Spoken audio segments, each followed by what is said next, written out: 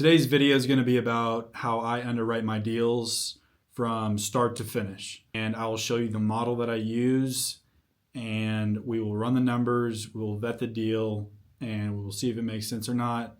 So let's get into it. We're going to be looking at Birmingham, Alabama, which is one of my favorite markets for Section 8. Obviously, with Section 8, you don't want to go and spend $300,000 on a house because the rent to purchase price ratio makes 0 sense at that point. You want to aim for the in between $80,000 and $120,000 houses. You want to aim for 3-bedroom houses at least, because Section 8 looks at strictly bedroom count and not square footage. So let's go through here and we'll filter this to, let's say, 70 grand, and we'll max it out at, call it 130.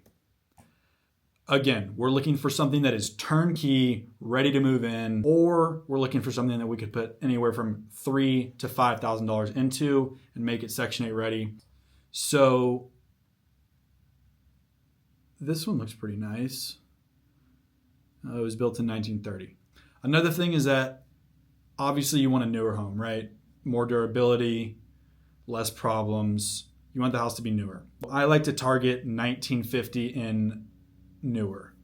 This isn't necessarily a requirement, but I like to have the houses be under 1,500 square feet.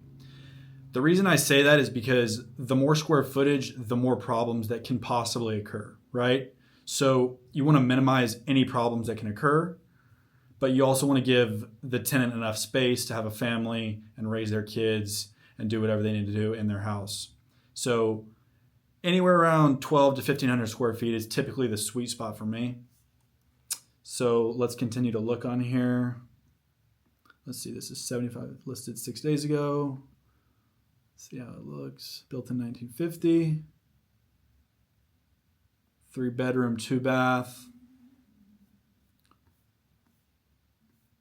Looks pretty good. Okay, so they're asking $75,000 here. So we're going to go look up the FMR for this property, right? Because we want to know what the housing authority is going to pay us in rent. Obviously, it gives you your different years. Let's go ahead and use the 2026 numbers. We'll click here for the FMRs. We'll select the state. We will then select the county, and since I know that Birmingham is in Jefferson County, we will click next screen. We'll then go back and see that the zip code of the property is 35208.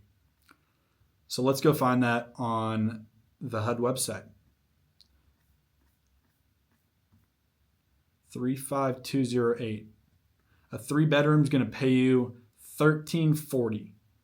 Now, typically, the housing authority will pull back. They'll offer you a little bit below FMR. Sometimes you'll land anywhere between 8 and 12%. So we'll run it at 10% to be conservative. Our total rent would be 90% of this number right here. So we're going to underwrite this deal at $1,206, as that is 90% of the FMR. We will pull up our model. This is going to be in Birmingham. Okay, so we underwrote our rents at $1,206, which is 90% of FMR. Let's go here and we'll type in 1,206 times 12 equals $14,472 will be our annual rent. And this model is an annual model. So $14,472. Our purchase price is $75,000, and that's assuming we give them their full ask, which we never do. But for the sake of time, we will. If we put 20% down, we're putting $15,000 down. We've got to pay closing cost. So let's call it $20,000 as our all-in bring to the table closing cost, which leaves a remaining principal balance of $60,000. So let's go over to our numbers and let's plug $60,000 in for our principal. We have a 30-year term, amortized over 30 years, and let's run the interest rate at 7%. So just under $400 is our debt service monthly. And over here you'll see we have our annual loan payments, debt service. We have our taxes and insurance. We have our 10% management fee. And we have our 10% as a reserve for any sort of vacancies or maintenance that might come up. But this is what I would consider a good deal. You're underwriting it conservatively because you're not asking for full FMR. I do get full FMR on some of my properties. You're underwriting at 10% less. I'm being conservative with the taxes and insurance because taxes in Alabama specifically are extremely low. And if this were me and I were looking to buy my first deal, I think this is a great on-market deal to buy.